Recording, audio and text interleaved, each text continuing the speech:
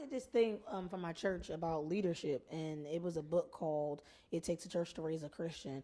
And in that book, the author suggests that, excuse me, he suggests that the the Godhead, God the Father, the Son, and the Holy Ghost represent a relationship, right? That they are operational in relationship, right? They balance each other, they complement each other, they supplement each other, right? And you need all three of them to live. You need the Father, you need the Son, and you need the Holy Ghost. You need the covering, you need the blood, and you need the conviction. You need all of it, right? You need the unction, right? And so that's relationship, right? And then one of the things that we hear throughout the Bible is that we were created in God's image, that we are to strive to be more like Him. And so somebody asks, well, why did God create mankind? And there was a conversation in my seminary class where the professor suggested that it was for relationship. He wanted to impress His love upon us, so He created mankind for a relationship, right? So when you look at it that way, you look at the fact that God is in relationship with Himself, and God the Father, the Son, and the Holy Ghost.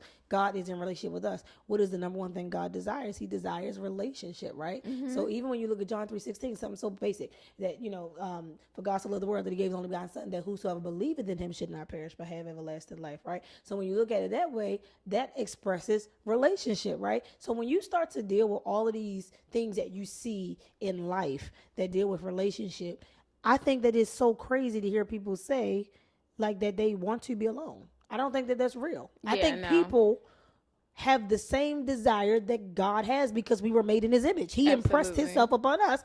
We desire relationship. I think after a while, some people, they just get content with it and they feel defeated that they haven't been able to obtain what they want. So they find themselves saying that they're okay with being alone. Yeah, like, and then trauma. It's times where you need to be alone because you don't want to be codependent.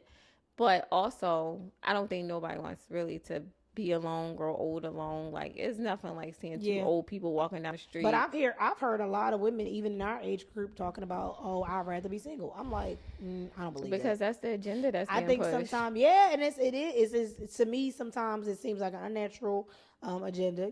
I think that there is a biblical truth to the relationship between a man and a woman, and marriage, and Adam and Eve in the beginning, and the whole thing is connected, right? So I do believe in that. I believe that we desire a relationship, but this whole thing that our society is pushing is independence, is alpha, is you can do anything you can do, I can do better, and I'm just like, you can be who you are and still have the disposition of understanding the necessity of, and the partnership, and the covenant, and the confidentiality of relationship. Absolutely. You couldn't have said that better. I just think so. I mean, and that's I think that I'm me. I think I'm strong. I think I'm a hustler. I think that sometimes I can be an alpha female. I think that sometimes I can be a leader. Well, not sometimes, I am a leader. And I don't think that excludes me from relationship. Right. People, I think, like this.